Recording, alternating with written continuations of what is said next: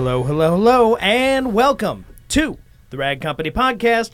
We've got some guests with us today. This is some fun guests. Yeah, this is the main show. Don't confuse this. This is not a detox cast. This is not a comments of the week, which, sorry, we didn't get to last week. It just got real busy. But this week, we've got some guests on the main show. And they're just going to ride it out with us. What this is an intervention. I've got your parents here with me. God. Wow. We're here. We're here. This is a room of love. That was a really elaborate way. I just want you to put know me into that a corner. I'm a caged animal safe now. Space. Oh boy, that just got real uncomfortable. Anthony is off today, and he is with his special lady friend getting some fiance photos. Pre-wedding activities. Pre-wedding activities today is what he's doing. So Indeed. Instead, we thought we'd reach out to Jeff and Carolyn Hennen to come on and hang out with us on the podcast. So, hey guys, we're excited to be here. Happy to be here. But seriously, Dane, this is an intervention. Now whose intervention? We have to talk to you about the amount of time you're spending here in the studio. By the way, why don't we just get right into it? What did we do over the weekend? I'll get mine out of the way. I was here. Exactly.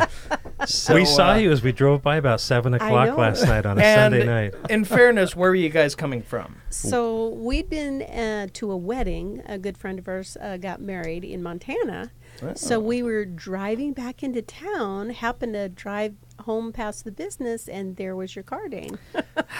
Yeah.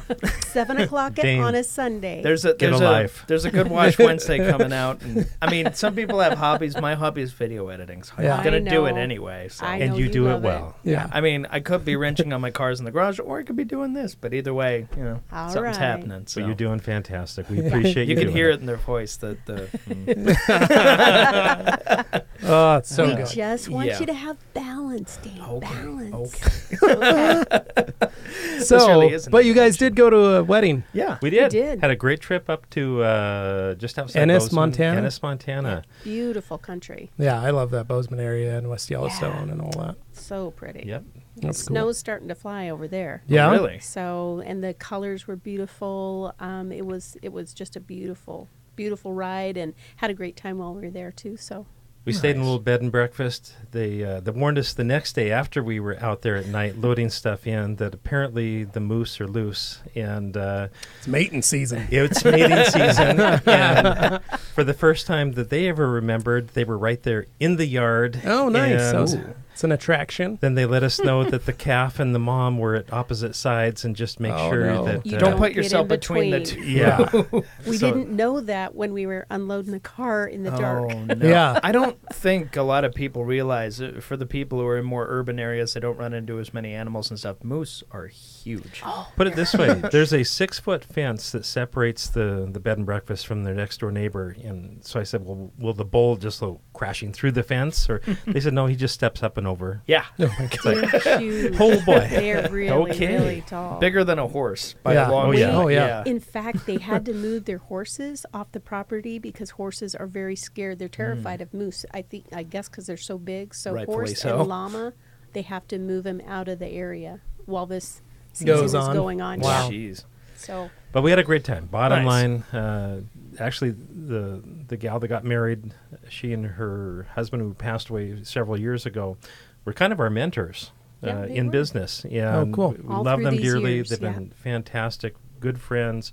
Everybody needs that source where you can go ask questions and not feel stupid, because you know what? We weren't born with any of the answers, so you got to learn. I mean, just like what you guys do every week. You know, you teach from what you've learned, because you certainly didn't have it at day one. No. And so we had our mentors, and we continue to learn all the time. You know, it's like I think when you stop learning, that's when the trouble starts. So you just want to continue to learn. And be open and receptive to new information. Well, people turn to YouTube and, there's self-help books and stuff like that. But it's different when you actually have a person who has lived experiences who can give you real one-on-one answers to your stuff. And when you guys were, first came into contact with them, it was basically back during your singing days. Back in the late over 30 70s, years ago. early 80s. Back in our music days. Yeah. So long time. They owned all kinds of different hotels, on the California coast. That's when we first met them, and then they owned a really beautiful hotel in Bend, Oregon, and and then in Montana as well. Well, so hospitality, if you're going to learn from somebody, customer service, hospitality, that's the way to get the hard knocks education. Because, people don't like their experience. They're going to let you know. So. That's very true. Absolutely. So, well, I told Carolyn when she walked in the door that I had so much fun this week. We had activity day, for those of you guys that are wondering, on Thursday. Yep. So Jeff and Carolyn were off on Friday, but Thursday you sent out an email to everybody in the company saying, don't plan anything after 12 o'clock. Yeah. But nobody knew what was going to happen. And everyone was like, what? And it just said TRC activity day on it. And so none of us knew. It was kind of fun. None of us knew what the plan was, what was going on. Mystery. But we ended up having lunch. And we had a little bit of a company meeting. Yep. Which was really great. So we kind of because we have 23 employees. Yeah. And you guys that listen to the podcast get to listen to basically the ramblings of what Dane and Anthony and I do every week, or maybe you get an idea of what goes on in the company, of what we're doing for the week, or what we've got planned, or that kind of stuff. But the team, to some of the Packers' credit, like they just come in, they do their job, and they go home. And they have fun while they do it, but they're not always abreast to everything that we're doing behind the scenes, not just because to us it's a job. To them, they work for a microfiber company and they pack towels, but they don't see the social media stuff. They don't see the other companies. They don't see when Jeff and I go on a trip, or Anthony and Dane and I go, and we're hooking up with you guys across the country and doing stuff. And so we wanted to let them know about that. Also, to Jeff and I, it's really important that everybody in every single job understands how important their job is. Exactly. Because what they do, and you guys found out from some of our activities, what they do is not easy, and they're very good at it. Yeah. Because they're quality checking, they're packing, they're folding. That's the first thing the customer sees from us. And that's the most important thing, because if that's not right, everything that we're doing right now is for nothing. That's right. Exactly. So the activities were kind of planned around that. First, we wanted it just to be kind of fun and camaraderie, and mix everybody in different teams and different skill levels, and but the different games that we had. We did ladder ball. We did shuffleboard. We did shuffleboard on the an big actual table. Shuffleboard that we have up here. You guys have seen it on some of the tour videos. It's like the kind you'd find in a nice bar. Yeah, we have one of those, and then we did cornhole in the hallway, and then downstairs we had Pack Olympics. We had retail Pack Olympics and Amazon Pack Olympics. There is a difference. 2 different versions, 2 different styles. So those of you that wonder, in the Eagle Pack Olympics, we had to do 10 Eagle towels folded in halves and then packaged in a plastic bag, then shoved into a flat rate bubble wrap, which is very hard to do, and it was timed. Yeah. Timed and presentation. And presentation. It had to look like basically a giant football when you were done, but fully packed and sealed. If we were cars, this would be like a time attack race, like an autocross style thing. Yeah. But in this case, it's towels going into a bag. So, sounds simple. Is not simple. The person that won was Rebecca, who answers the phone, does all our customer service stuff. If you've ever called Rag Company, that's her that you speak to. But she won. What was she at? 1 minute, 45 seconds or something like that? Even less than that. Maybe a minute and a half. Yeah. Incredible. And this doesn't sound difficult, but Jeff and in the early days of the business when we were in the garage, Jeff and I used to pack at night and on the weekends, because Dane and our second employee did this on their own during the week while we worked at our other careers. And so Jeff and I would do this on the weekend, and the quality check, you get all that's great, but then the folding and packing, it's tough. It's really it's not, it sounds simple, but it's not to do it well. It's an art. Yeah. And so those guys down there just rocked it. So Dane, what was your time? Ooh. You know what? So the winner was 1 minute 30 seconds. I surprised some people, but maybe for different reasons, because that's a nice way to say it. You could still do it. I was over 20 minutes for the same task, and I want you to know, this is not an easy thing. The people who do this every day, there's a very specific way you fold it, but nobody got any cheat sheets. There were no it was instructions. Just it was literally get these into that, without tearing it. Yeah, and without tearing the bag. And being able to seal it at the end. That was the big one. Nice. By the way, your earmuff might need to flip over. I was going to say, I think you're... We'll just flip it over. You got to... There we go. Stereo surround sound. Yeah, amazing Carolyn what right happens there. I can hear so much better now. There we go. I was just going to say that probably helps a little bit. But yeah. I couldn't even get mine sealed. And that's why they were impressed, is how much I persevered through trying to make it work. Because I gave up at 6 minutes. Yeah, I other said, people are like, after 5 or 6 minutes, you and Anthony and my dad all tried to Anthony put got this his together. sealed. It just came undone.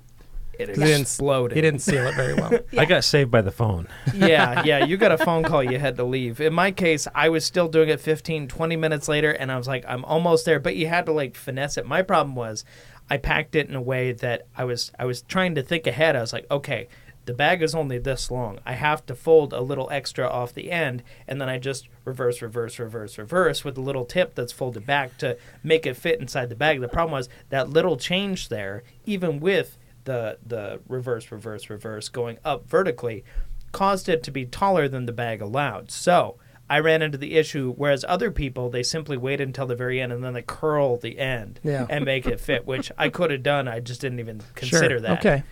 Keep that's it. Because they do it I'm every Mr. day. Analysis. I look at that Remember, stuff and folks, I go... Dane was the first employee of the rank I used company. to fold this stuff. Now, one thing that I never had to do was that specific task, which is fit with 10 eagle edges into a small flat rate mailer. And that was... It was purposely done that way. It was difficult. We call those footballs. Yeah. So, they are But it was footballs. fun to watch everybody do it. It was fun to watch. And they're so good at it. Yeah. And Stacy, who does our she's our webmaster and does all our e-commerce, she got down there and did it because she started out as a packer. Yep.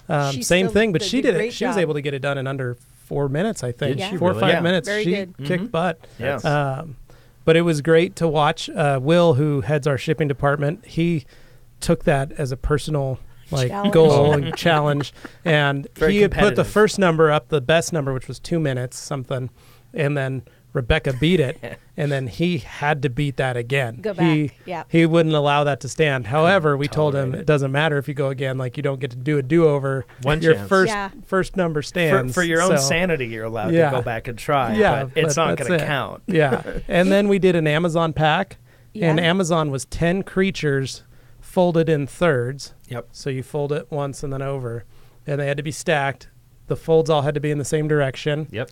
It had to look very nice. Yep. And that was a secondary voting measure, was not only do these things have to fit into a certain time threshold, that's what we're giving everybody, but in a separate competition, you're also being rated on how pretty your package is. Yeah, because then you also had to put the you had to put the choking label in sticker there. on there. Yep, you had to put the choking label. sticker. You had to fold the bag properly and seal it. So there was a lot in that one too. Actually, one of the things, because I kind of monitored the Amazon one, Yeah. and one of the things that came out of that, it was a great exercise in efficiency. Yeah, Ivan would have been proud. he would, and it was fun to see those that do it every day, the little tips and tricks that they do Oh, yeah, it's amazing. that I didn't know about. Because each one you had to shake it. Every towel had to be shaken out before it went into the package. There was And a rule for inspected, all that stuff, inspected and all that stuff. But just the way people did it, some people took all 10 towels out of the box first and laid them on the table and then did it. However, that compromises the amount of space you have on the table for folding and stuff like that. So these are all things people had to think about. But the people who do it every day, they know. They got so it down. they have They got it a down. faster way of doing it, which definitely made Anthony, Levi, myself, we all look at him and went, oh, I'm rusty. It's funny. It's been a while. lot of the people who are so good at packing had a great time watching you guys. Oh, yeah. And Anthony in particular. Oh yeah, no, it was. Well, it's Is all there theater video? with him. I took I took a video of Anthony trying to literally take his fist and shove it into the bag, and he was like couldn't.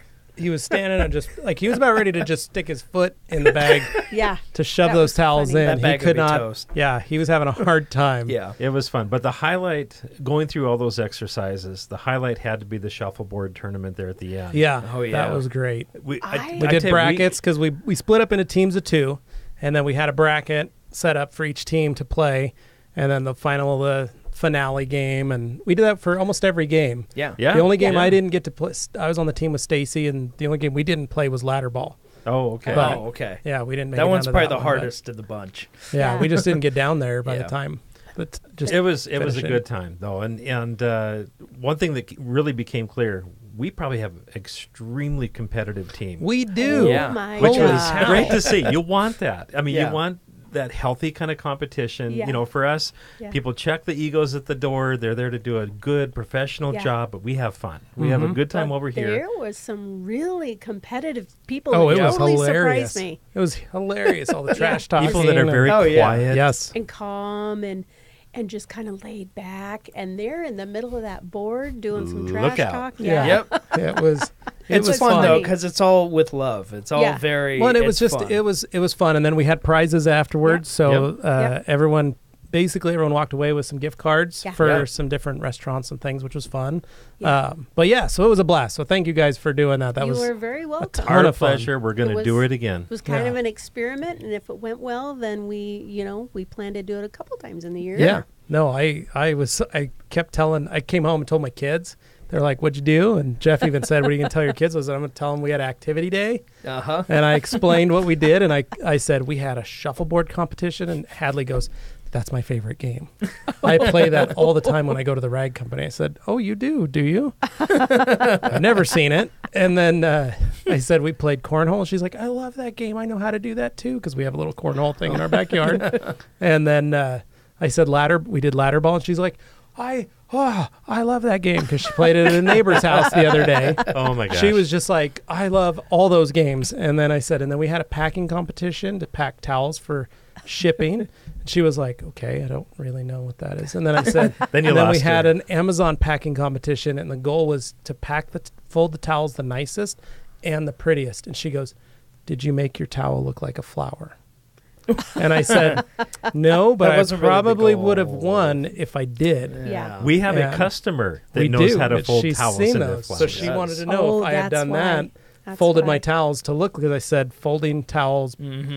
She thought origami. Yeah. So she said, "Did you make it look like a flower?" So, but then she was very excited, and then couldn't stop talking. When my parents were over this weekend, and when my wife walked in the room, she was like, "Dad had a competition at work where he played shuffleboard," and that doesn't really work. He just plays games all day. Yeah, it was hilarious. So it was really fun, and I think it's one of the first times that I went and I put a sign. I locked the front door. I put a sign on it, and I just explained that we'd be open for business tomorrow, and you can order 24/7 online, but today is our day. Yeah. So it was fun, and so thank you. You're very welcome. Our pleasure. We well had a deserved. great time. We had a great time with everybody. We've had a great year, and a celebration of everybody's contributions and hard work, and we will absolutely do it again. Yeah. It's been fun. Well, I love that, because it solidifies the camaraderie of the whole team and everything. I mean,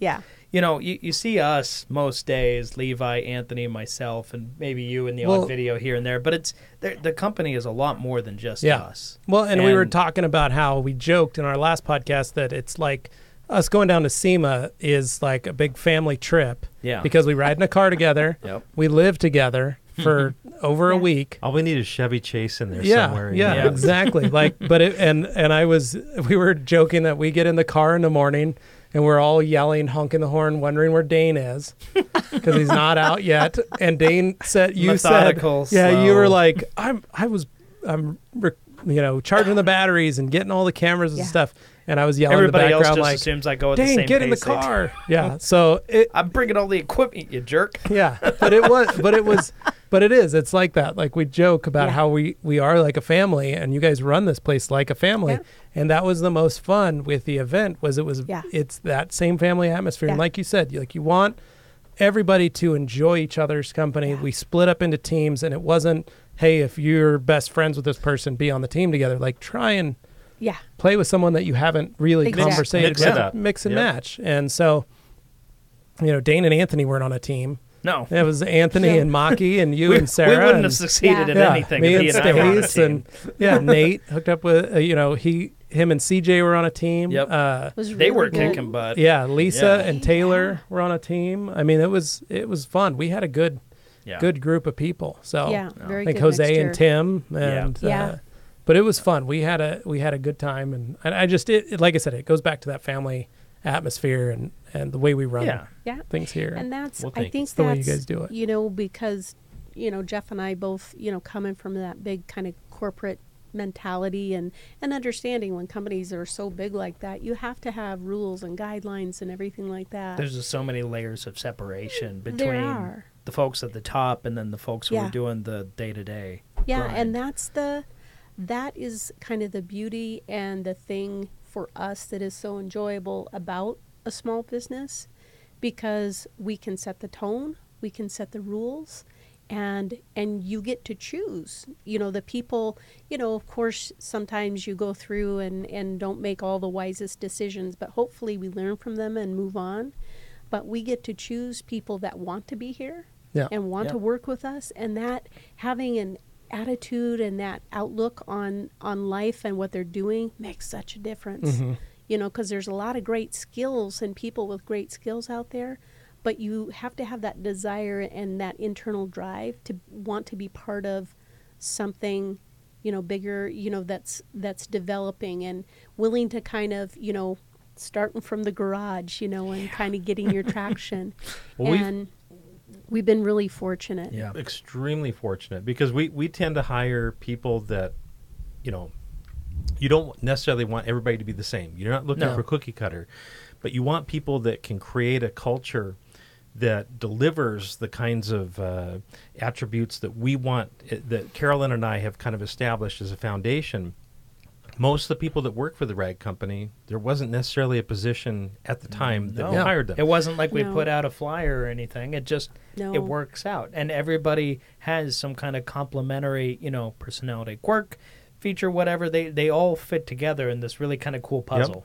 It just works, and we're going to continue to expand, continue to grow, continue to offer very high quality products at a great value to everybody, and that's one of our. Oh, go ahead. It's been Jeff and I have always had an interest in business way back from our music days, when for 15 years we were entrepreneurs, in our music. You learned so much about people and customer service, and then we both had our careers, mine in healthcare, you in project management, and we learned so much in those. And then to bring all the highlights and try to let go of some of the negative things that you have in those bigger organizations, and to be able to try to do that in our own business has been challenging at times. It's tiring, wears you out at times, but it's also fun because, good quality and service are so important to us, and that's what we try to provide, and that's what you guys help us do. And so we learn all the time, and it's just fun to be able to influence our own business the way we would like to present out. Well, you alluded, I think, just a few minutes ago, because we get to set the rules. And one of the things that, when it came to developing a microfiber company, and I think you wanted to speak to this a little bit about, some of the qualities, things that, as you look across the landscape and you see other businesses and how they advertise towels and how they presented towels.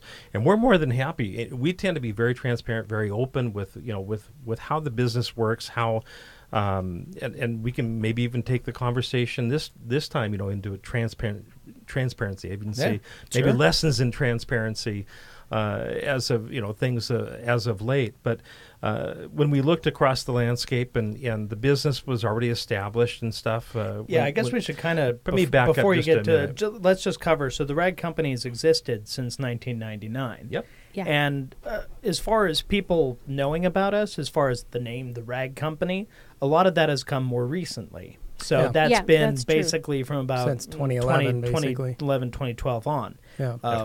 The rag company basically came into our eyes in 2012, but before that it was actually run by a different couple, but they were still here in Boise. They were here in Boise. So it's always been an Idaho business, family owned and operated. In fact, we still work with some of those base factories today, the same factories, but then we've expanded because, of course, we do a lot more volume now.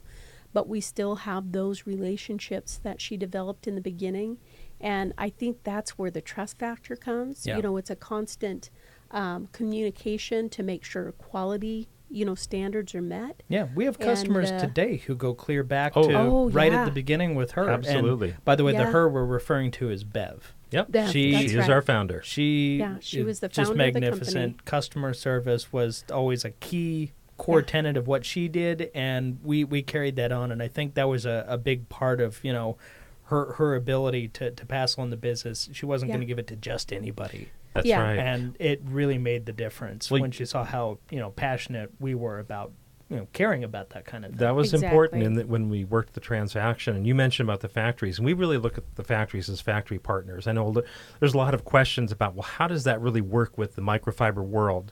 Yeah. And, you know, why don't you tell us your factories so then we can get the same deals cheaper? Oh, sure. Go ahead and do that. Good luck getting the minimum order quantity necessary to do that. Yeah, good luck. You know, for us, and a lot of it starts at, you know, having solid factory partners where you get the highest quality. We only buy AA grade fiber. Yeah. And that's not a new development. It's always been the case. We have always held that standard. We will not sell anything but AA grade. And when in the microfiber world, it is not a vertical industry. You've got yarn factories, and in Korea, you only have 3 current factories that are producing high quality yarn. And then you have dye factories, the dye houses, and then you have the other businesses that will do the cutting and sewing and this and that. And when we say our factory partners, and we've been affiliated with them since 1999, these are the ones that really coordinate all of that. Yeah. And it is not as simple as just saying, you know, going on to what is it? It's Alibaba. Alibaba. Thank you. Yeah. Oh yeah, I want the yellow one, the 1616, and that's great. I'll take that. There are people who think that's what we do. Yeah. No, you can't do that. So I mean, you could do that. You could do that, but then you're still another step removed from the process. Well, people don't realize how segmented this stuff is, how compartmentalized each, you know, bit of the process. They think you go to one place and there's only so many places. So when they hear that there's only so many places, they think that these places do everything. And that is not the case with microfiber, any of that stuff. Well, and also, you know, as we've gained more knowledge through the years, you know, got a better understanding of microfiber and the construction and the cuts and the weaves, all those things. You know, you can purchase things from the factory, but as you guys know, we design so many of our towels and cloths here in-house. Well, let's talk about that process. So I was just going to say. Yeah. Well, and I'll interrupt that right there real quick and just point out, when we say we design, we indicate the properties, the specs, the exact you know, specifications we're looking for. If somebody's picturing us pulling out an easel and like drawing, because I know that there are some. You guys drive me nuts sometimes with the semantics, where you're just like, but do you do this? And it's like, you're being ridiculous. No, but so you know clarify a simple that. thing. From early on, we get customer feedback all the time. Yeah. Oh, yeah. And so when people come and say, do you have a towel that does this? Can it do this better? Can it do that?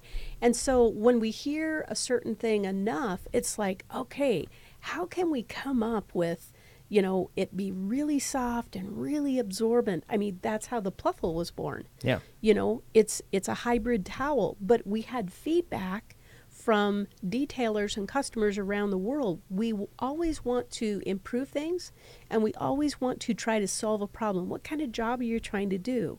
What tool can we best arm you with to take care of that job? Well, so that's how we come up with and things. That's an area where we really differentiate from pretty much most any other business doing that. Levi is an employee of the rag company. Yep. Anthony is an employee of the rag company. And when we design, we get new materials from the factory all the time. Yeah. They send us samples. Yeah, and we'll either get a towel that we'll look at and we'll like go, I don't see a use or an application for it. Or we'll get a swatch of fabric and we'll go, this is nice, kind of cool. Do you think we could make a towel out of this? But to that point, we never just take something that they offer and go, yep, that'll be it. I'll just order it straight off the thing. Like that. Perfect. We never done that. do that. No. If something comes from the factory, it goes, that's not what we're looking for, or that's nice, but here's some other things I'm looking for that I want to incorporate. Well, and we've looked at towels where we've gotten some where we'll get it and we'll go, well, that's kind of a weird GSM. Yeah. Like, why would you? Okay. So then they'll send us one and we'll go, bigger is not always better. Right. No. Well, or they'll be so low that we're like, man, this is a really good towel, but if we could increase the GSM, we might have something here. And if we could maybe do it in this, with this border, or if we did it in this size, this could work, And other times we'll request from the factory, do you have something similar to this in this style with this weave? They'll send us a sample and we're like, no. Wrong direction. Let's dial it back this way. No, that's not what we want at all. No, it's finessing. And so when we say, like, it takes us a while to get some new towels to market, or we have things working, we are working, because you guys have to remember, we're working with the factory. They're giving us ideas. We're giving them ideas that we have come up with and said, we like where you're going. It's not working that way. What about this? Well, we also have customer input. Yeah, everybody watching customers. The show here, or listening to the show, their input that we receive is so valuable. Yeah, we appreciate it very, very much, because that will help drive maybe a different direction. If we have a certain material, and we can, you and Anthony are the expert detailers. You guys can, test everything out and make sure that it's going to deliver to the expectations that we have. But it's incorporating all of that. We don't. This is not mail order towels. I do want to clarify one thing, though. We sell across many different industries. Right. So auto detailing happens to be a big portion of our business. It's the most visible. Yeah, but we do spa and beauty, hotels, healthcare. So we have a lot of different. Yeah. And that's exactly what I was going to get to is, so for Jansan and hotels and cleaning, they have standard terry towels, and that's what they need, and that's what we want. That's what they want. So those, we get standard terry towels, but it's usually a little higher GSM and a good blend. And we do things like the 4-corner. I was just going to go there. Zip Instead of a 4-corner zip stitch, we do 1-corner zip stitch. Because you'll have the border, you have that overlock stitch edge, and you'll have the border go around the whole towel. You'll notice that on the all-purpose terries, which is the most well-known, most popular microfiber towel, it's usually people think of. They're the basic, the inexpensive, the jack of all trades, well, kind of style basic towel. Yeah, essentially. But where we differ is we will have, to your point, Levi, we'll have those corners rounded, and it's a single point all the way around. You have to have one corner where they are stitched. They got to meet. So we'll have that. We'll have the one corner, but you get a towel that's more durable. It's going to last a lot longer. It can handle. There's less failure points. Less failure. Exactly. It's the weak link of a chain. Yeah. But that's one of my favorite things that we do. I'm trying to remember back when we started doing that, because it was one of those little things. Nobody thinks about that. Nobody even notices it.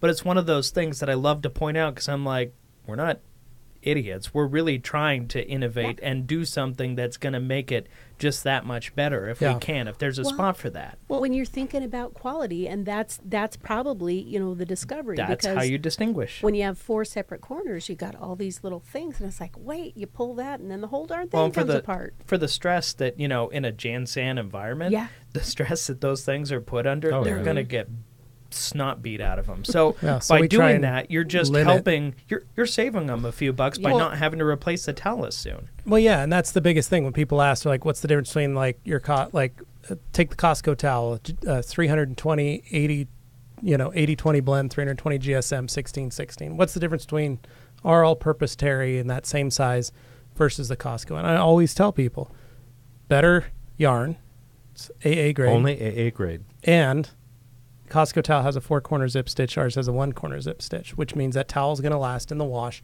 far longer than the Costco towel. Just to clarify, because they could be using AA grade as well. So in fairness to them, I don't know. But we know I can only speak to what we have. But that's usually what I say. We have a higher quality yarn, and we have the certificates from the factory, from the yarn factories. If somebody is AA that grade. concerned about it, then we have the certificates. But it is little things like that we try 90% of the manufacturers maybe don't think about.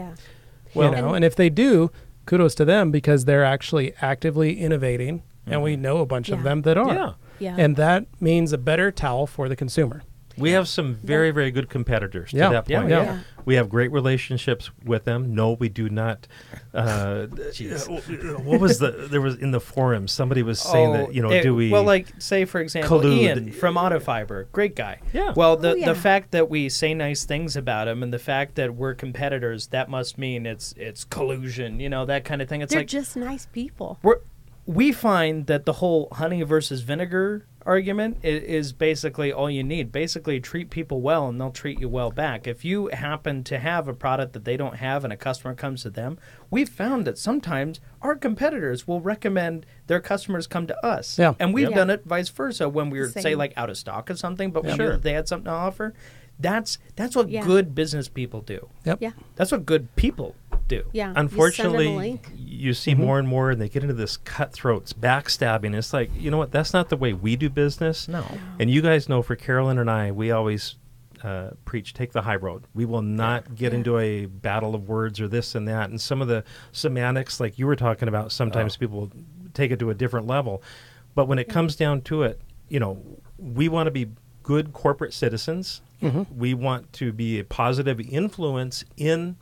Well, because automotive detailing is such a big segment of our, our large market, we want to be good corporate citizens in that space. We strongly support IDA. We support what they're doing. We support women in all the different... Just so you remember, guys, Carolyn owns the company, not Jeff. 5149. So that's how it is. That's the way it works. So they come and talk to the boss. Yeah, that's right. Usually what happens, like we've told you guys on the podcast, like Jeff booked us some flights on the red eye, and then we went and talked to Carolyn and said, can we get upgraded to business class? Because we got to sleep on that plane. We're not first class ballers. That's not how we do it. This is like mom and dad. Yeah. Dad's going to say no. So literal in my case, but pretty much the same for everybody else too. Yeah. Well, we joke. I'll talk to John and I'll be like, your dad said that we could. I mean, Jeff said that we couldn't do that. John will go, he's not my dad. Or John will say that. He'll look at me and he's like, your dad said we're going to be. I'm like, what? And he goes, Jeff said. That's right. Because we do. It is that. It's so casual. We have been really fortunate over the years to have people be very supportive of us, whether it was our music careers or our corporate careers, and then as we began this business, and still to this day. And so we really make a point, because we know how much that help and support propelled us, that we try to reach out and or when people reach to us, that we can help out and give a hand. And especially for me, I want to help other women in business, and we found some great women detailers, and it's exciting to me because we've got a couple of local Sydney, she's so good and so smart. She's awesome. And we even did a podcast with her. That's true. Yeah, that's true. Yeah. So I just love to be able to take part of that. And, because detailing was not in my background. And so I learned so much from everybody around me. Yeah. And, if we can give, a hand out to somebody who is just getting started, we love to partner with people. We love to partner with companies that are larger than us, because we just learn. We learn so much from everyone just to slow things down just for a minute. Wanted to get to that everybody point. That says, "Can you sponsor me?" It's like, sorry. I had a different angle reason. on that, but no, because you always get people going, "Can you sponsor me?" Yeah, but that's true. I was going to say, when we partner with other companies, with other people, that kind of stuff, I just wanted to point out, like, this is one of those things, because this comes back to the whole. Sorry, me, Mr. Over-analytical. This comes back to the cynical side of things, right? Where people look and go, you think too much. I do. I think too much. And I think, the listeners appreciate my neurotic tendencies. But when it comes down to they're entertained by it. Sure they do. You know what? I know it's probably entertaining for some people, so I'm just going to go with it. But basically, there are people who see someone appear on someone else's channel and immediately go, oh, they paid that guy to show up there, right? No. And that is not something we do. We do not. And I must say, we have had folks approach us and apparently that is like a normal protocol. Right, the influencer and I just market. explain. It's like I have explained to so many people.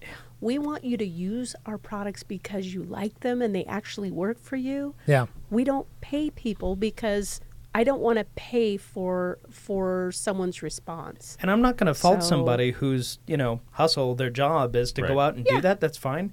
We just aren't going to play that game. So genuine... when people see that, I want them to at least, whether or not you trust my word, I hope you do, but I want you to understand that we don't do that. Yeah. And so when you see, okay, for example, you have like Adam LZ in a video or something like that, we worked on his car. Like if you want to look at that as payment, okay, no, we fine. literally We reached on his out car. and said, can we wash your car? And he said, yeah. Yeah. Okay. And that was it. And like, following his interview. He interviewed Anthony. He did interview Anthony. Because That's true. that was one of the first things. That was one of the really interesting kind of... well, because we went to his house. Inside baseball things was, before we started working on his car, we could have started earlier in the day, but for the first about hour, basically Adam just called Anthony and I into his kitchen, and we just sat down and talked. He just wanted to get a feel for what kind of people we were. And then he left you alone. And after an hour, he basically decided we were cool. And then I think it was after he and Anthony started getting into music, and he was really surprised to find that Anthony's really into, like hardcore and stuff like that. He's like, oh, that's interesting. So he was like really fascinated by that. But Adam was super cool and basically entrusted us in his house with his like BMX park in the backyard. And he was super cool. Just let him, hey guys, have fun. Just, do your thing. But I think, he really wanted to kind of vet and make sure, he's letting you into his life. And, which is smart. Yeah. Yeah. And it's like you want to make sure that, you're working with people who are genuine and that are genuinely care about what you're doing. Yeah. Because otherwise there's really not a point to do that partnership together. Well, look at the partnerships that we've established within the automotive industry in the case of Rupas, Lake Country, Flex, PNS. To which point about Rupas, because this one comes up too, because we love talking about Rupas. We love using Rupas stuff. Dylan's an awesome guy. Jason's an awesome guy. Very you know nice. what? We don't pay them either to do anything, and they don't pay us. We happen to use their tools and like them. We also use Flex. We also do all these other things, and that's not some great dark conspiracy, which I know some folks have just way too much literally time friends on their getting hands. together and playing in the same sandbox. Yeah. Well, and who's coming here next week? We got Lake Country this and what week. are they bringing? Lake Country's bringing their new polisher. So it got launched. It came out of it Automechanica, got launched in Automechanica, so we can talk about but it. we've got Flex coming this week. But we've got Flex. We've got Bob Eichelberg, the president of Flex North America, coming. Lands Thursday afternoon. Right here in Boise. Rennie Doyle. Yep. And Dave Phillips of PNS. The chemist for PNS. So they're coming. The three of them are coming to do an event here. So it's a PNS Flex. That'll be fun. To which point, Rennie Doyle event. To which point I will also address, because I'm just on a roll now, as far as the bead maker thing goes. Everybody loses their minds over bead maker. So, to point this out, anybody who ends up liking bead maker, it's simply because we showed it to them and they tried it for themselves and went, oh my. And then they ended up using it. I just noticed that a lot of people that have never tried bead maker are the biggest haters of it. Oh, yeah. Well, and guys, until you try it, then they love it. Let me just interject here, because we have a lot of different people, a lot of different companies that will send products to us. And, you always want to be polite to everyone. Yeah. But I have told the guys, I really didn't want to start carrying just a whole bunch of stuff. No. It's like you need to test it out, make sure it works better than most everything else out there, because there's no reason, I don't feel like there's a reason to carry a whole bunch of stuff. We don't quality, high value. Yeah, it's got to work really, really well. Well, like we said, it took us a year from the time we got Beadmaker to the time we put it on the site. That's true. And before we even started carrying products, I wanted to kind of point this out there, just once again going back to the history of the company and stuff. When we started carrying Optimum, that was a huge shift for us, because we had just been towels up to that point.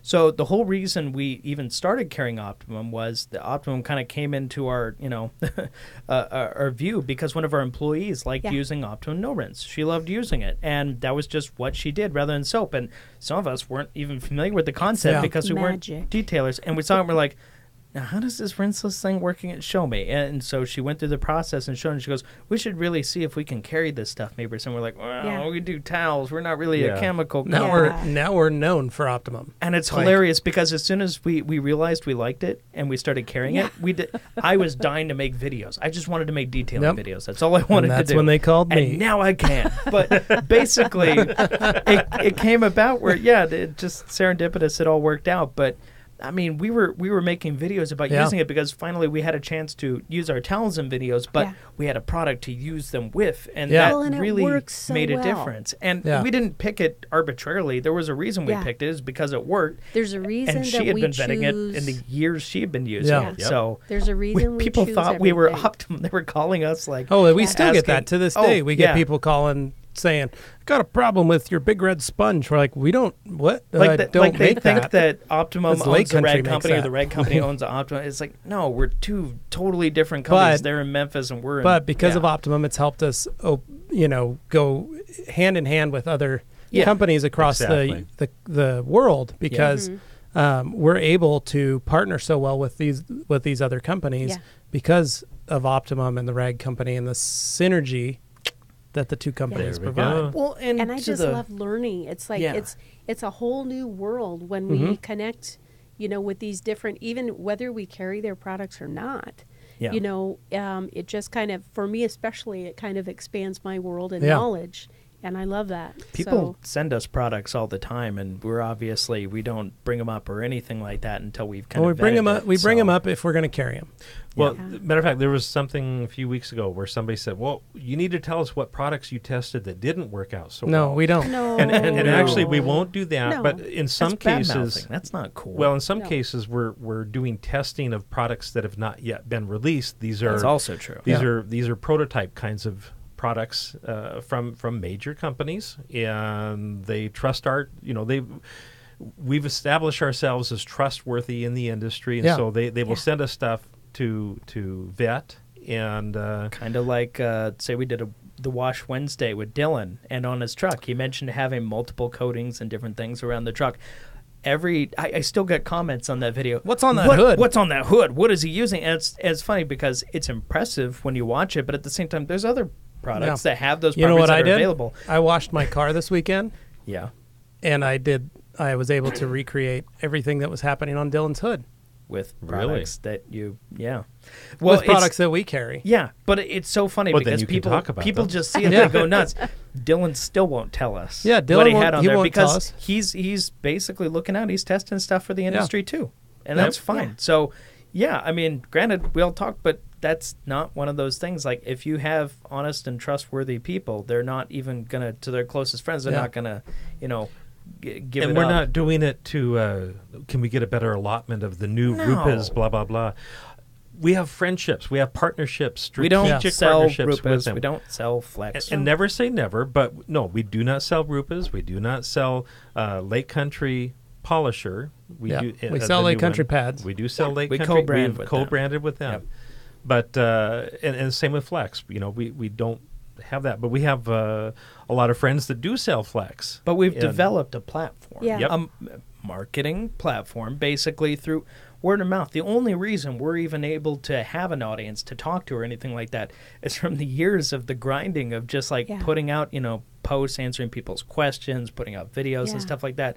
And when you start, you have no followers, you have no listeners. Basically, you're just hoping somebody comes across it, and then hopefully that person tells someone else. We're not, paying to spread the word kind of thing. No. It's all been organic. That's one of the craziest things is watching the result of organic word of mouth. Well, and we've had companies that have come in to offer their services. Oh my God! If I hear another, but we'll have them. They'll come in, and I'm sure many of you detailers have that, where you have a call from someone who says, "Hey, I can help you in your SEO. I can help you in this. I can help you in that." Yeah. Yep. And for us, it's fun because I jokingly refer to it as like a test, just to see where we are, because they will run. Well, they'll run a thing, and then they'll come in and go, "Hey, we got this is what we can do for you guys." But then they realize this is where we are. This is our standing. This is our standing. This is our standing in these areas, and it's all organic. And they're like, "Well, we can move you from a 3 to a 1." They run their charts, and they're like, "It's going to be." And it's going to cost. Yeah. You know. But in my detail shop, they'd do that all the time. They'd come in and they'd offer me a thing. Hey, we can do this, and it was we can get you from 15th place to 5th place. I'm Bam. like, well, that'd be pretty cool. Or we can get you from 15th place to 12th place in a month. I'm like, well, that might, all right. But to come here, do this, and go, oh, you guys are already in the top 5, like, for this. It's like, okay, And cool. we learned as we went along. That's It's a huge been thing. a lot of work. I don't have a marketing degree. Neither I don't do have I. a background in that stuff. I don't have a degree at all, frankly. I don't either, Dane, but No. nobody needs to know. High five. Matter. We just told everybody. But you know what? We found our niche. We found what we're good at. And, we made the most of it. Well, and it's not about not having a degree. It's the fact that, like Carolyn said, we never stopped learning. Right. Yeah. I've always kept, whether you have the piece of paper or not, did you stop learning or did you continue? Yeah, That's but the for me, it important was part. running. It was like, okay, now I have my own shop. How do I run this? How do I do this? How do I fix this? How do I change this? How do I handle employees? How do I pay taxes? How do I do all these things that you kind of it gets thrust upon? Same way you guys did. Yep. You know, Exactly. when you come from a corporate it's an job, eye-opening experience. everything's kind of taken care of. Yeah. That's know, very true. segmented. Very true. Yeah. So, but when you run your own business, like, oh, there's a lot of things you learn. Yeah. And a lot of Yeah. things that maybe you're still learning, or you start reaching out. And it was, for me, it was one of those things that because I never finished college, because I, did this stuff, it was, this is my career. This is how I need to learn everything I can about it. And I need to take it to that next level. And that's what I did. And that's what I'm still doing. Yeah. Yeah. No, wait. I thought we were paying you to be the expert. You already knew everything, Levi, right? I didn't know any of this. It's all cheat sheets, in case you guys are wondering. I He's wrote it on actually my got hand. notes The under cliff notes. For what it's worth, and it cracks me up sometimes. You get, and I will not name names or anything like that because that's not the way we do it. But people that come off knowing it all, and Well, they're curing the authority. cancer, Jeff. We're detailing cars in the daytime, and we're curing cancer by I night. feel like some of those people are spreading digital cancer. But Well, hey, I mean, that's a whole nother topic. But at any rate, the bottom Always the line high is road. we should all be learning all the Yeah, time. exactly. Carolyn and I didn't come into this with all the answers. You guys Yeah, did. you guys, like, I remember you guys were running the company. Yeah. You had just moved into the first little store out of the garage. Yep. And Jeff and I met, and we started talking, and then all of a sudden it was, hey, I got a question. Hey, I got a question. yeah. And you and I would have, I'm starting to, You're there we go. there you It's go. okay. I have Tim throw on a declicking. Nice. But it was questions back and forth. Absolutely. And then it was more and more questions. Well, It'd be and Carolyn. I would text you. I'd say, "Hey, Levi, if a customer calls, do you mind if I text you?" And No. so because I had a lot to learn, and I still have a lot to learn about microfiber. My comfort zone was open heart surgery, so it was not, I was totally out of my element, and so Levi, I would text him a question, about when it came to detailing. Because I can tell you about the towels, but I'm not a detailer. And I always told people that right up front. And I always want to give you the most accurate information possible. And so you were great to help out. I'd be knee deep in some French fries in the back of a minivan and some moldy chicken nuggets. I was going to say, they were not new French fries. They were And not you new would French answer fries. me, though. You would answer. And then I could either email the customer or call the customer back and give, a good answer, or at least guide in the proper direction. Right. But I just want to continue or maybe finish up just the one segment you brought up about the organic, because we have absolutely 100% been organically grown. Yeah. We don't buy Google ads and this and that. Full when disclosure, I think I boosted a Facebook post once clear back in like 2013, 2014. I was like trying that because I was like a new thing at the You time. had to ask for I must the have money, spent yeah. like $40 Yeah. and I just looked at it and went, that didn't do anything at all. Yeah. Okay, I'm not and the doing money that. just came and it went. So Yeah. I'm sure somewhere down the road maybe we'll try advertising on Facebook or something, but it hasn't been a thing now. It's still been word of mouth. And it's never, it's that organic. And it's, a lot of that comes with just how we handle ourselves. Well, our who we are as mantra has been educate first. If we educate you, we're going to build trust. Yeah. Yep. because there's a lot of information out there, and it's up to the people watching the show, listening to the show. A lot of people are overwhelmed. It's absolutely overwhelming. But if we can build that trust through educating you, then you're going to be buying from us, because then we'll be the towel company that you can trust. We're going to give you AA grade. We're going to give you great value. We're going to give you a fantastic product. We're going to give you country of origin. We're going to give you GSM. We're going to give you blend. Actually, that's something that Jeff and I discussed in the very beginning. When we were talking about, well, what kind of information do you put on your website? How do you explain the product and all that? Well, you kind of look and see what everybody else is doing. And everybody else was We looked in the industry, and it was really difficult to find information. Yeah. This was 2012, guys. We wanted to put out there, I think we're probably one of the first. We were the first. The country of origin, because it can really make a difference. Not just country of origin. It's the weight, the GSM, the blend. I was going to get to that point. Way to go, Jeff. I'm just saying. So I think the country of origin, the GSM, the blend, all those things, because it's very little. People would call up and say, "Oh, well, how do your towels compare to so and so's towels?" Yeah. Well, so I'll look up so and so's towels. And I'm sorry, but I can't find out much information. Because everybody's description says things like plush and fluffy and whatever. It's marketing like 16 by 24. I can't measure that. Right.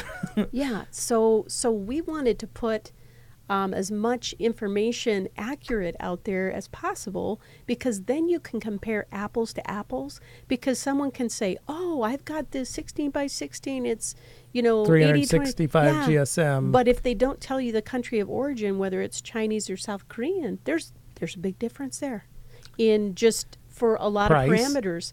Price, price is very different. So you could get something that looks similar.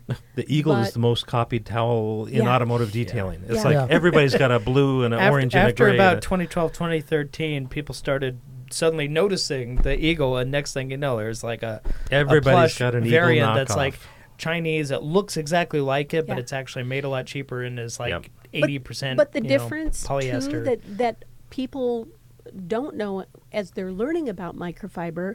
So there can be very good quality Chinese towels. Absolutely. But it doesn't necessarily mean they're all good. So they're, doesn't mean they're all good, doesn't mean they're all bad. No, but it takes a lot of having more effort information on our part also. Yep. To quality check that stuff. Yeah. And then alert the factory and say, "Hey, that last batch was full of bugs." Right? We've never had bugs. I know. I'm not saying that. I'm just saying like Don't say that. bugs in on me. bugs in the towels, in the sense that there's blown seams, there's edges that are missing, there are twigs and branches in the pack, or there's things that aren't shouldn't be. It shouldn't be. There's permanent marker stains. There's gear oil from the like there's stuff. So our team goes through and actually vets that, and there are times we've walked down and there'll be a pile and we're like, "What's this?" And they're like, "That's a defect pile." And Jeff's like, "That's not good." And we'll go and pull everything and we'll start going through it, and then you'll alert the factory and go, "Hey, this is my defect count on this towel." Yeah. And they're like, good. and Jeff plays hardball with them, and the next batch shows up and it's like, all right, they got their act together. We're good. And that's something we take very, very seriously. And a lot of people think, I can just get on Alibaba, order me some towels. It's going to be sweet. Maybe it will. That first order is going to be great. But there's a reason that everyone that does have a private label version of their own towels have been dumping their private label version and carrying Rag Company instead. Because we have the capability to handle the quality. Yep. Yeah. And there are a lot of companies that have an issue and go like, "Man, we just can't win. Every towel's different." Or we just, we have all these towels and we don't have the bandwidth to handle a towel like that. And the other thing that has always been important to Jeff and I is, sometimes mistakes get out there, or a B grade or something like that. And we always want to take care of the customer. if we know that it was something on our end. Right. If a product affected something, then that's not like, something we can control. You know, when we had that situation with the kerpluffles, the pluffles, there was, and we had a whole lot of towels. That was a big investment, and they did not come out. They were the quality. The new pluffles. Actually, open up the first box. Yeah, well, let me just speak to the process of that really quick to give a little bit of background. So the kerpluffle was basically, this is probably 2 years ago now. Yeah. Mm-hmm. So typically, the way we work it is when we get products from the factory, they will send us a test case. And they do not cherry pick. I'm very hard about that one. If they cherry pick stuff, we want a random case because that just screws with you. Yeah. It's a random case, random towels that we can put our team into action. We're going to do a quality check of that case, and we'll fly that one in. We spend extra money to fly it in so we can check it. They seriously do this every time we do. And we do that so that we can quality check before.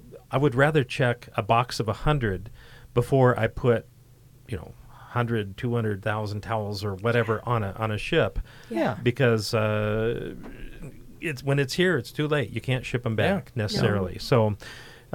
So we do a quality check. In the case of the kerpluffle, the case did not get flown in. Oh my gosh. They were already on a boat before we knew they were done and available. The factory knew that they jumped the gun. And when they got here, the pile of the towels was not to our specs.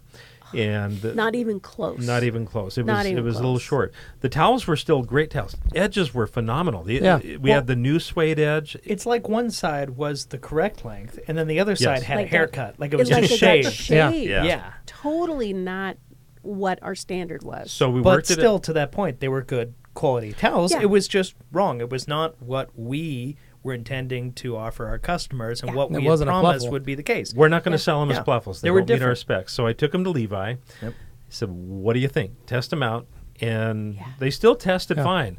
They were not to spec, and because of that, the 16s worked fine for polish removal or buffing or, it was still a good towel. Wash. They were still, it just was not to our specs. So we worked a deal with the factory, and we said, okay, we're going to put them out here on a special.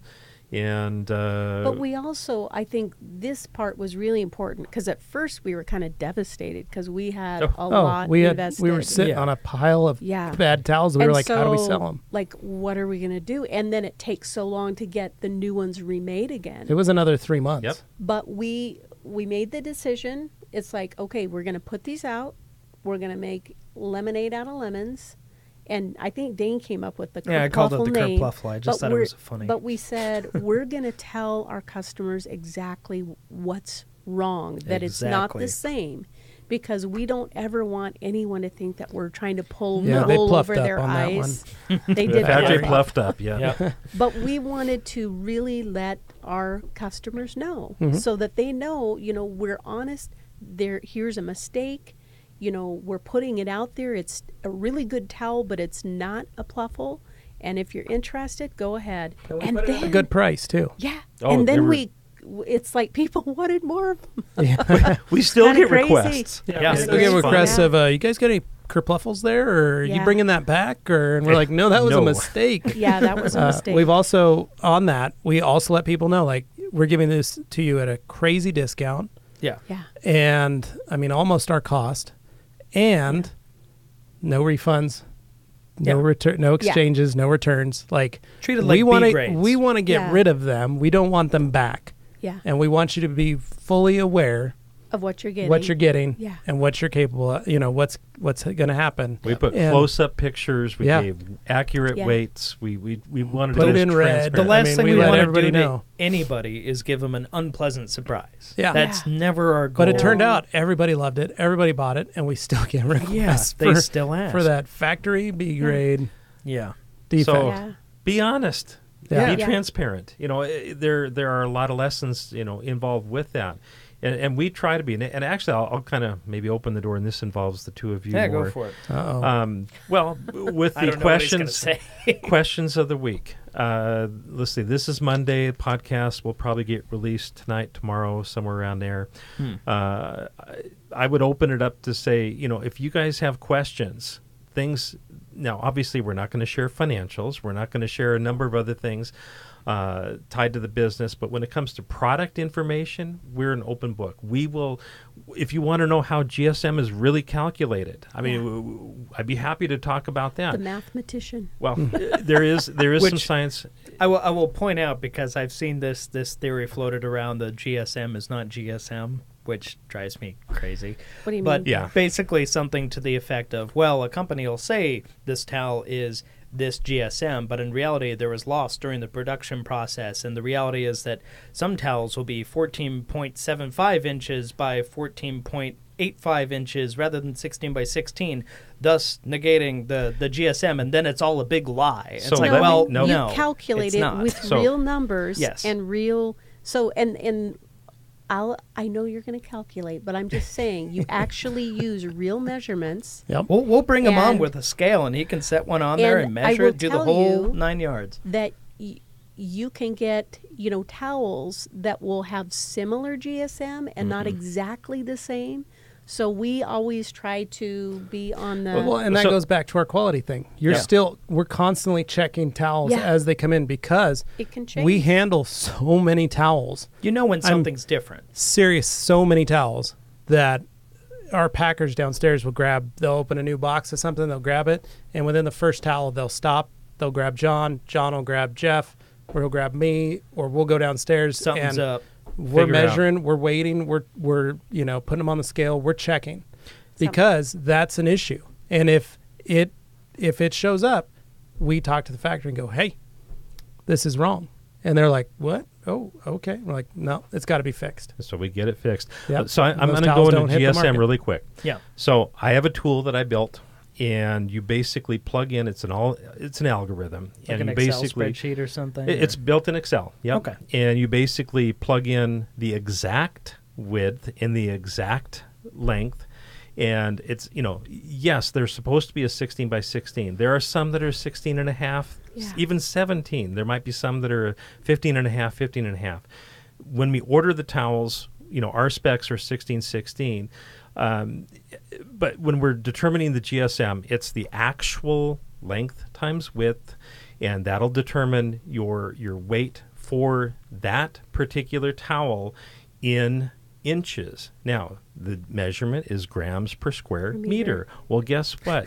There is a way to convert. I mean, this is not rocket science. No, for but crying people out loud. treat it like it's I know, black it's magic. Like this, No, it's like not. there is a way to calculate how many square inches is in a square meter, because that's GSM.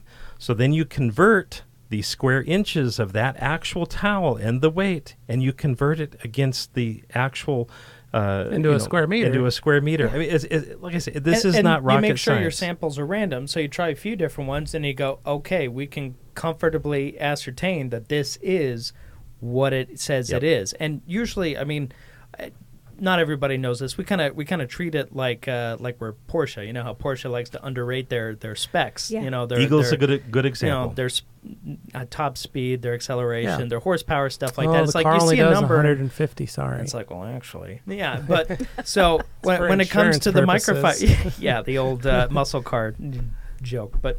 Basically, I mean, we're going to give you an accurate average of the thing. We're not gonna undercut it. We're not gonna pretend it's higher than it is, kind of thing. When we have a number, that's a number that we validated as being true with the samples we've tried in a large, sample size. Well, the Eagle's a good example. Yeah. The Eagles actually run about 515, 520 GSM. But it says 500. We call it the Eagle 500. I'd rather figure a little bit low, and if somebody wants to actually go measure it, they'll be pleasantly surprised. You're pleasantly surprised. That's great. true.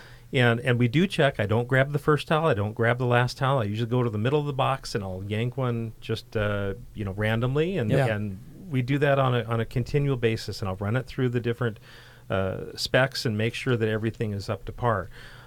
Will every single towel measure up to that? No. There's variation. There is always variation. is. And you know what? That difference, however small it may be, isn't enough to affect the performance in any meaningful way. No. You're buying and a if tool. somebody's arguing that, they're the kind of person who's just arguing semantics to argue semantics, and there's no actual reasoning behind it other than I want to be right. Yeah, So, exactly. basically that's what it comes down to. Yep. But we can bring you on if we you can want keep later going, in this week, and we and, can have the scales set up later on. I think that's what we're gonna do. So bring up any feisty. questions that you might have. Send them in this week, and we can't get every single one of them, but we'll pick. Yeah, some we'll go out through that, them. It'll be fun. Yeah. We'll give it a Well, few days. thanks guys for coming on. Our pleasure. Appreciate it. Yeah. We were worried that we weren't going to be able to fill an hour, and we did. Well, without Anthony here to fill up the room, It's a lot easier. Yeah, all right, high five. Yeah. Slap hands. All around. All Oh, right, yeah. slap hands. Throwing hands, literally. All right. So, any rate, guys, I hope you enjoyed this. It was a little different than our normal main show, but I feel like we offered a whole lot of really valuable information. Yeah. Stuff you can take home, think about, whatever. Maybe you're detailing a car right now, and you're like, I didn't know that, but hey, now you do. So, any rate, guys, thank you so much for being Just on. remember, Right. this weekend we've got a little open house here at the store from That's 9 right. to 2. PNS, Flex, and Rennie Doyle in the store. Possibly Live some and store in person. specials. So if you're planning should on be coming fun. up, please come up and Yes. hang out with us. You'll love it. It'll be worth Yep. the trip. Lots All right. of fun. And as far as all that goes, I've really been noticing lately a lot more people leaving reviews, and I appreciate that so much. Keep leaving people reviews. going on iTunes and leaving like a star rating. I want to once again say, I'm not saying you have to give it 5 stars, but if you do, we sure appreciate it. If And you remember don't, to take your family's phones, if you have iPhones, and tell them to there was one guy get who on actually Siri, did that. And, maybe take your wife's, maybe take your kids and go, Siri, subscribe to the Rag Company podcast, main show podcast. And she will. Yes. And then She'll they do don't need to that? know about it, and we Yep. get free download. Wait, is it that simple? Wow. You We can could try really it. do people that? You never can know. do that. I saw As long somebody as they're do not it. locked. Somebody did with like an Amazon Echo too. Yeah, you can do that. It's pretty Yeah, funny. go on your Yeah. Amazon Echo, any of those, Yeah. and ask them to subscribe to the Rag Company main show. It Please do. Apparently works. It's awesome. But in addition to leaving the rating, we also love it when people leave a review. So Yes, if they actually please leave write a review. something, it's Yeah. so nice to see real feedback. I know like some of it's fluffy and just friendly and nice and stuff, but like if you have real feedback, like if you It's like fun. a lot of Yeah. things and then there's just something where you're like, I kind of wish you guys would talk about this. Yeah. Throw it out there. Yeah, We love do. seeing Fair that. game. We love seeing Because it. you know what? We're We- transparent, so And we actually read reviews from Yeah. every different avenue that they come in, because that's how we learn to do things better. It's how we get better. It's how the Yeah. products get better. Yeah. Well, and totally off topic from the whole iTunes rating thing. One of the things I really appreciate about the way we do, like the reviews and ratings on our products on our site is if somebody had a less than perfect experience, we put that through. I noticed there's some sites out there where they deliberately delete bad reviews, and it's like, well, this isn't really going to help if somebody has a bad experience. Because I want people, if they see someone had a bad experience, which I pray is rare and usually is, but if it happens, a lot of times you can figure out, oh, that's why. When you read and you see, or you see a response, it gives you an opportunity to make well, and somebody's it's fun day, to see hopefully. how the company responds. Yeah, Yeah. that's That always too. man. That's Yelp one thing I reviews always are- like seeing. So Yeah. So anyway, just wanted to throw that out there. But leave a review, like Yes. it, download it, subscribe, if all you that good haven't stuff. already, please do. So, Appreciate it, guys. Yeah, from all of us here at the Rag Company, thanks so much for listening. Have a good one. See ya. Thanks everybody.